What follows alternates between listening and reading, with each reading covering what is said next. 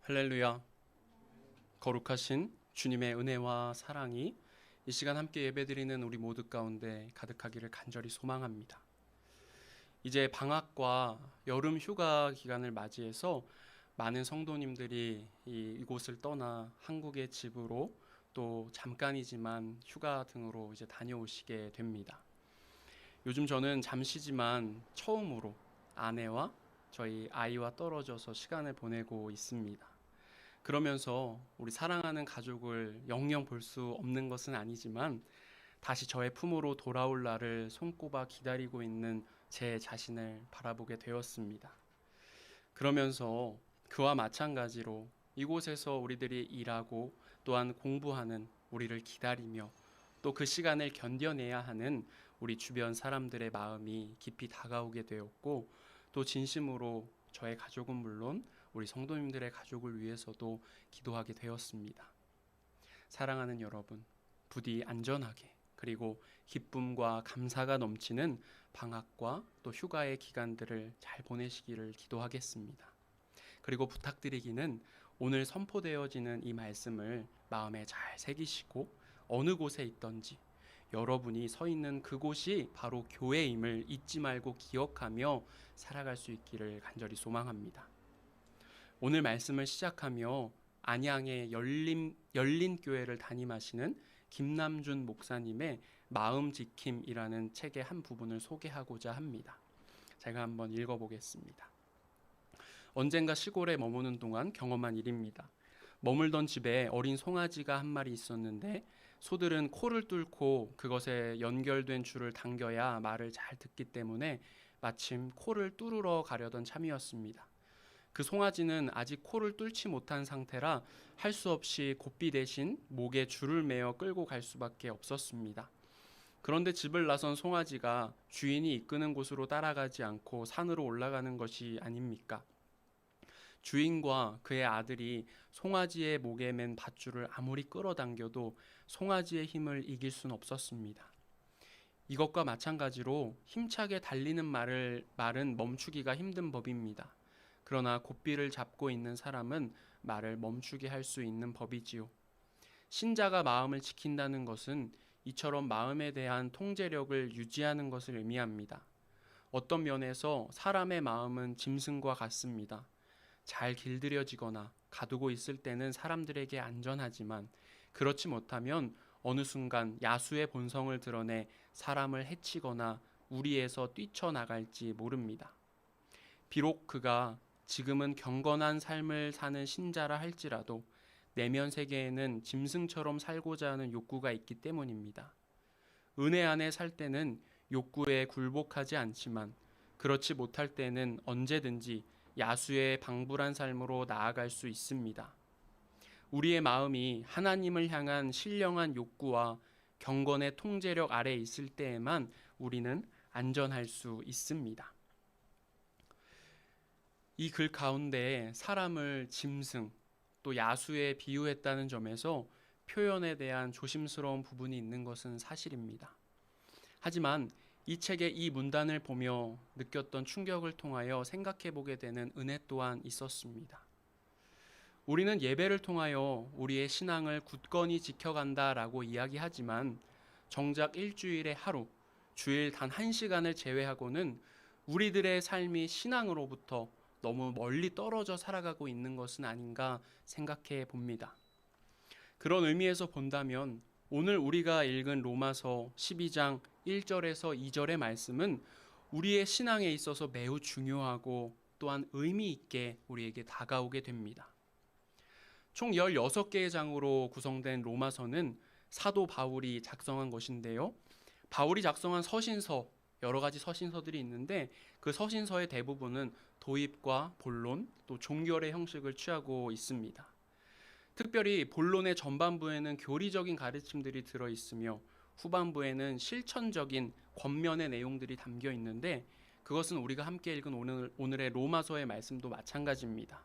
그래서 앞에 11장까지는 교리적인 가르침이 담겨 있고 로마서 12장에서 15절까지는 실천적 권면의 내용이 담겨 있습니다. 따라서 오늘 본문의 말씀은 그 실천적인 권면의 서론으로서 신앙인의 기초에 필요한 두 가지를 우리에게 가르쳐 주고 있는데요. 오늘 이 말씀을 통하여 우리가 함께 은혜 나누기를 원합니다. 우리 오늘 시작하는 본문 로마서 12장 1절의 말씀을 다시 한번 읽어보겠습니다. 함께 읽습니다. 그러므로 형제들아, 내가 하나님의 모든 자비하심으로 너희를 권하노니 너희 몸을 하나님이 기뻐하시는 거룩한 산 제물로 드리라. 이는 너희가 드릴 영적 예배니라. 아멘. 이 말씀을 통해서 사도 바울이 이야기하고 있는 그 첫 번째 실천적인 권면이 무엇입니까? 사도 바울은 그리스도인의 가장 기본이 되는 원칙을 너희의 몸을 하나님이 기뻐하시는 거룩한 산 제물로 드리는 것이라고 말하고 있음을 우리가 볼 수 있습니다. 여기에서 우리는 우리의 신앙생활에서 매우 중요한 두 가지의 사실을 발견하게 됩니다.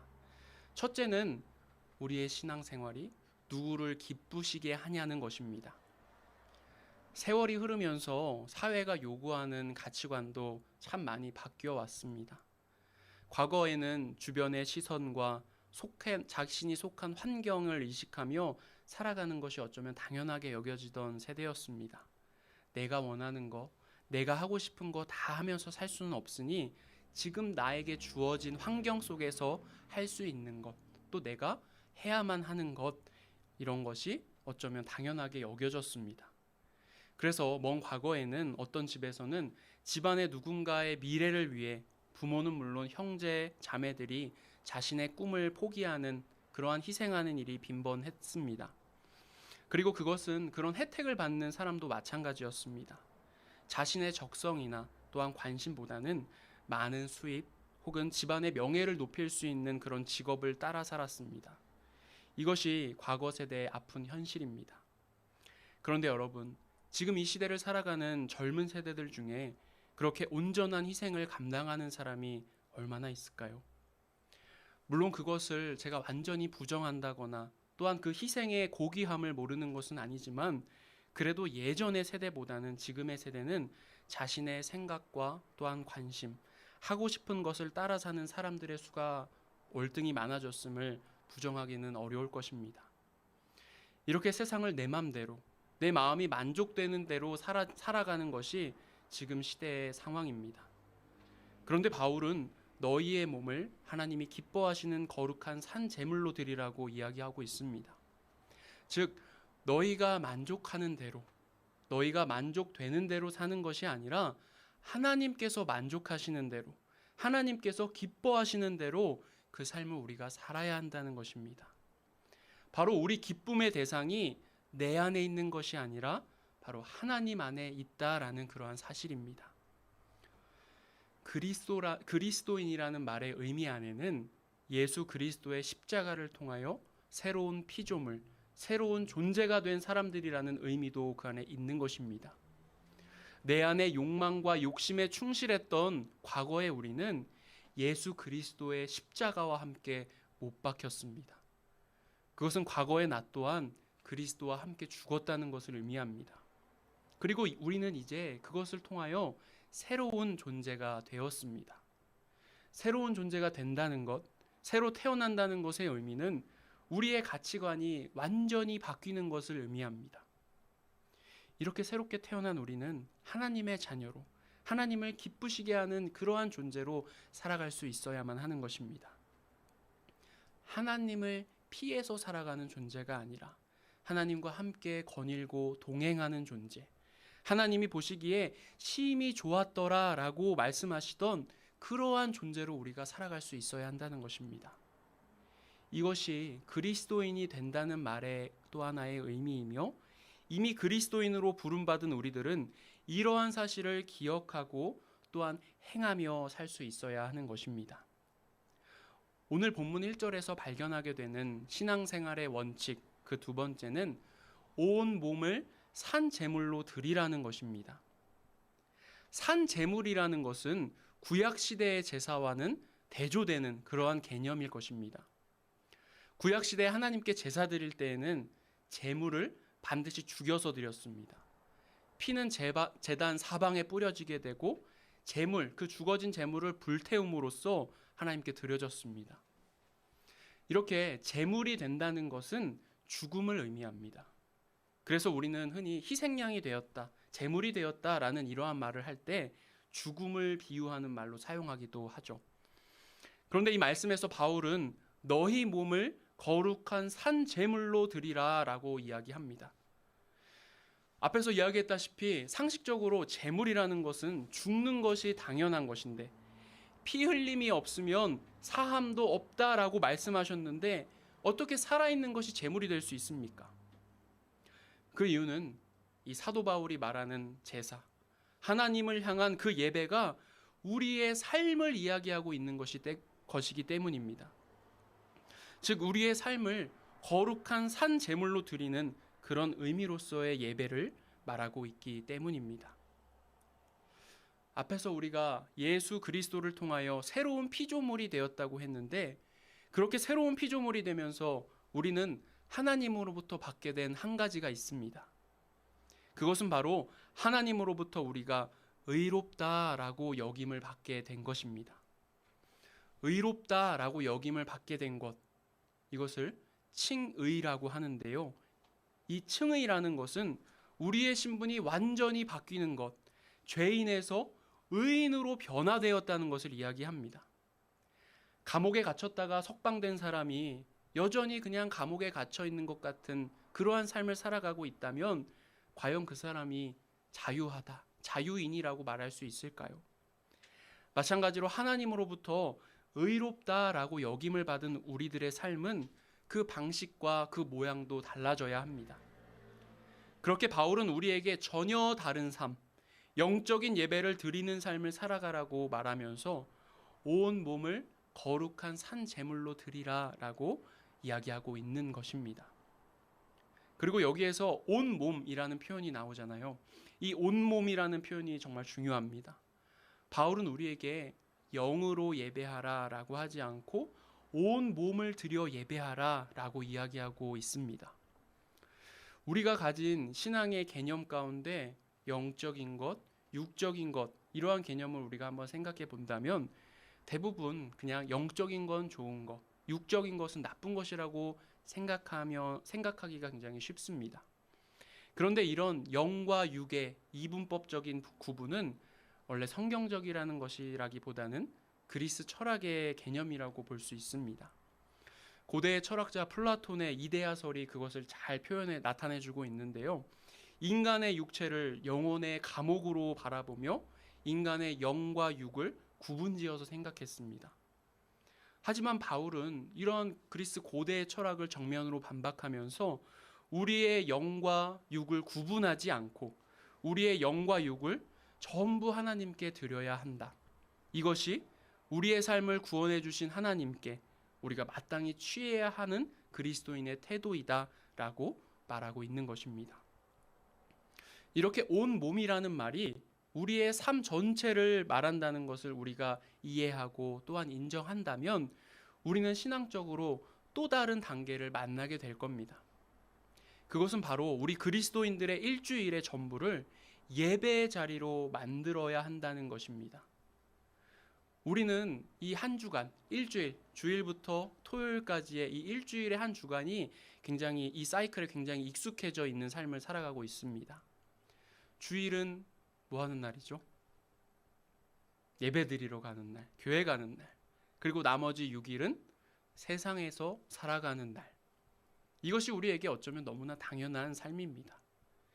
그러다 보니 주일은 최대한 거룩하게 살아가지만 나머지 6일은 하나님과 상관없는 그러한 삶을 살아가기도 합니다. 얼마나 그리스도인들 안에 그러한 모습이 많으면 썬데이 크리스찬이라는 주일에만 신앙인이라는 말이 생겨났겠습니까? 그런데 여러분, 우리에게 있어서 일주일에 단 하루, 주일만 예배하는 것이 그리스도인으로서 과연 올바른 삶의 모습일까요? 오늘 말씀을 통하여 주님께서는 너희의 온 몸을 통하여 영적 예배를 드리라고 말씀하십니다. 우리에게는 주일만, 우리의 몸이 이 교회 안에 있을 때에만 거룩한 것이 아니라 다른 날들 또한 거룩해야만 합니다. 이것을 오늘 본문 로마서 12장 2절에서는 이렇게 설명하고 있습니다. 로마서 12장 2절 말씀 함께 읽어봅니다. 너희는 이 세대를 본받지 말고 오직 마음을 새롭게 함으로 변화를 받아 하나님의 선하시고 기뻐하시고 온전하신 뜻이 무엇인지 분별하도록 하라. 아멘. 이 말씀에 보면 세대를 본받지 말고 마음을 새롭게 하라. 그리고 하나님의 선하시고 기뻐하시고 온전하신 뜻이 무엇인지 분별하라. 이것이 바로 우리가 삶으로 지켜내야 하는 사도 바울이 말하는 그리스도인의 구체적인 지침들입니다. 여기에서 핵심은요, 그리스도인들은 이 세대를 본받지 말고 변화를 받아야 한다는 것입니다. 변화를 받는다는 말의 헬라어 원어 안에는 근본적인 형태 전환의 의미를 담고 있습니다. 즉 우리의 생각을 새롭게 함으로 삶의 방향에 있어서, 우리가 나아가야 하는 삶의 방향에 있어서 근본적인 변화를 받는 것을 이야기하고 있다는 것입니다. 우리 그리스도인들은 그저 구원받았다는 것만 생각하고 거기에서 그치는 것이 아니라 가치관의 근본적인 변화를 받아야만 합니다. 마치 카멜레온이 주변 환경에 따라서, 주변의 색에 따라서 자신의 색깔을 바꾸는 것처럼 만나는 사람과 주어진 조건, 주어진 시간에 따라서 나를 바꾸고 변화시키는 그런 것이 아니라 십자가 앞에 새로워진 존재로서 늘 한결같을 수 있어야 한다는 것입니다. 오늘 말씀을 마치겠습니다. 사랑하는 성도 여러분, 하나님께서는 우리가 우리의 삶 전체를 산 제물로 드리기를, 즉 우리의 삶이 살아 숨쉬는 진정한 예배가 되기를 간절히 바라고 계십니다. 우리는 하나님의 백성이요 또한 하나님의 자녀입니다. 그렇기 때문에 우리는 마땅히 매일매일의 삶을 통하여 진정한 예배를 하나님께 드릴 수 있어야 합니다. 이것은 우리 삶의 어느 일부분을 가지고 일주일에 하루, 주일의 거룩함만을 가지고 이어갈 수 있는 그런 차원의 것이 아닙니다. 이것은 우리의 삶 전부를 통해야지만 비로소 가능한 것입니다. 하나님의 뜻은 주일 이 시간에만 우리에게 들려지는 것이 아닙니다. 우리의 삶 전부를 통해서, 일주일의 모든 날들을 통해서 우리에게 들려주고 계시는 그러한 하나님의 은혜임을 잊지 마시기를 바랍니다. 결국 우리 그리스도인들의 일주일은 그 일주일의 전부가 예배의 자리인 것입니다. 주일에만 잠깐 모이는 것이 예배가 아니라 하나님의 뜻을 묻고 하나님을 기쁘시게 하는 거룩하게 구별된 우리들의 삶의 자리, 사랑의 은혜를 실천하는 우리들의 삶의 자리가 바로 하나님께 드려지는, 삶으로 드려지는 예배인 것입니다.